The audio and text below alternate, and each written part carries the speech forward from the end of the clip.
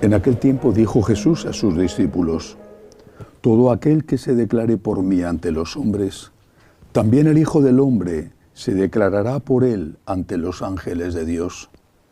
Pero si uno me niega ante los hombres, será negado ante los ángeles de Dios. Todo el que diga una palabra contra el Hijo del Hombre podrá ser perdonado, pero al que blasfeme contra el Espíritu Santo no se le perdonará. Cuando os conduzcan a las sinagogas, ante los magistrados y las autoridades, no os preocupéis de cómo o con qué razones os defenderéis o de lo que vais a decir, porque el Espíritu Santo os enseñará en aquel momento lo que tenéis que decir. Palabra del Señor. Gloria a ti, Señor Jesús. Qué palabras tan solemnes, quizá también un poco difíciles de entender, estas que recoge San Lucas en su Evangelio y que meditamos hoy. Todo el que diga una palabra contra el Hijo del Hombre podrá ser perdonado, pero el que blasfeme contra el Espíritu Santo no se le perdonará. ¿Qué blasfemias hay contra el Espíritu Santo? Se me ocurren algunas. Por ejemplo, los que dicen que Jesucristo fue concebido por la unión, a veces incluso algunos llegan a llevar la blasfemia mucho más lejos y dicen que fue una violación, que fue concebido por la unión de un hombre con la Virgen María. Es una blasfemia contra el Espíritu Santo. Y son no pocos los católicos y los teólogos católicos los que esto lo afirman. Tengo experiencia de ello porque en una ocasión hace años tuve que intervenir para evitar que un libro donde sostenía que la Virgen María concibió por obra de la violación de un soldado romano, para evitar que ese libro, que había sido escrito en francés, fuera traducido al español. Y se vendiera no solamente en España, sino en toda Latinoamérica, haciendo un daño inmenso. Hay teólogos, hay sacerdotes que afirman esto. Esto es una blasfemia contra el Espíritu Santo. Hay que tenerlo muy en cuenta. Pero no solamente es esta blasfemia.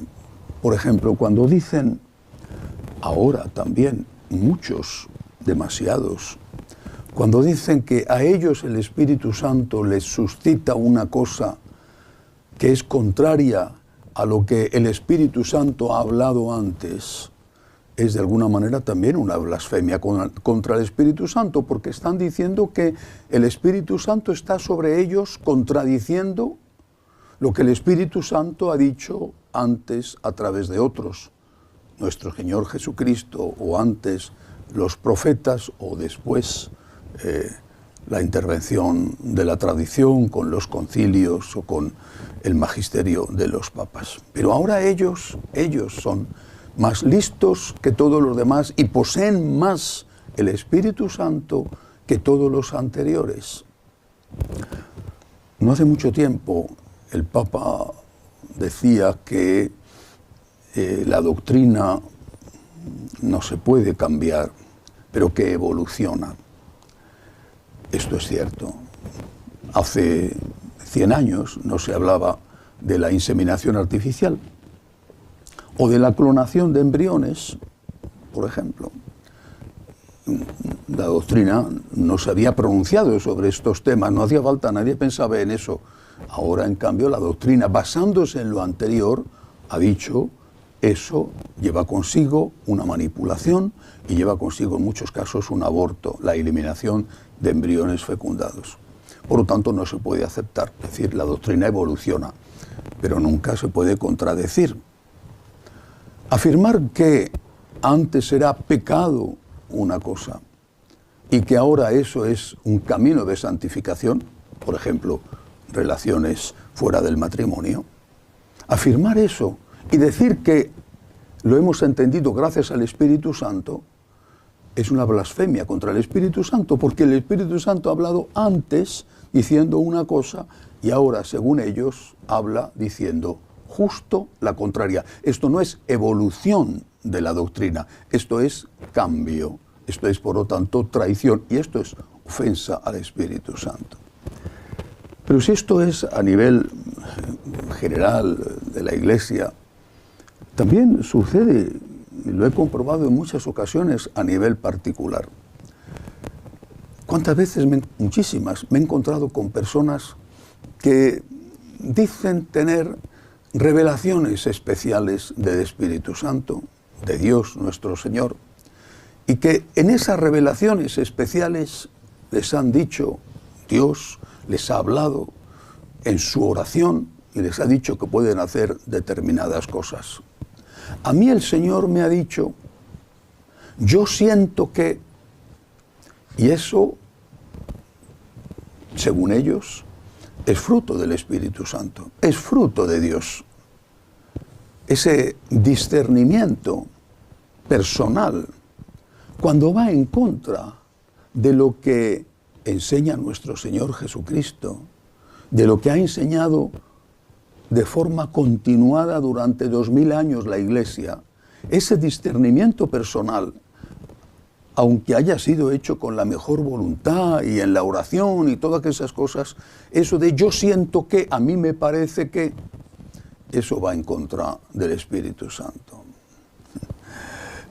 Si el Señor dice, el que se divorcia de su mujer y se casa con otra, comete adulterio contra la primera, ¿cómo puede ser que a ti el Espíritu Santo te diga que Jesucristo estaba equivocado?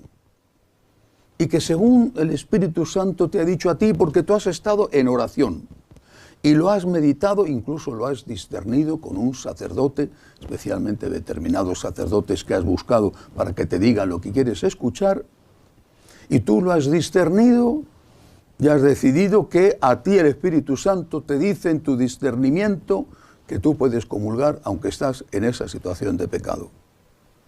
Eso es una blasfemia contra el Espíritu Santo. ¿Cómo va el Espíritu Santo a decirte a ti una cosa contraria a lo que ha dicho explícitamente Jesucristo?